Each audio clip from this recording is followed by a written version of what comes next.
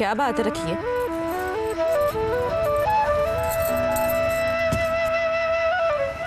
मुझे भी नहीं बताएगी? चल बात कर और दिल की भड़ास निकाल। अपनी खबरें आप सुनाने से दिल की भड़ास नहीं निकलती। चल खबर ही सुना दे। चेक कर लिया उसे मैंने, झूठ बोला था उसने। तेरा मतलब है कि नथनी नहीं बनवाई? नहीं, और अब नथली का नाम सुन के दिल करता है अपना नक वट के उसकी हथेली पे रख दो। वड़ा दे। सच कहती हूँ, मर उसके लिए जो तुझ पे मरता है, वरना अपने जीने का दारू कर।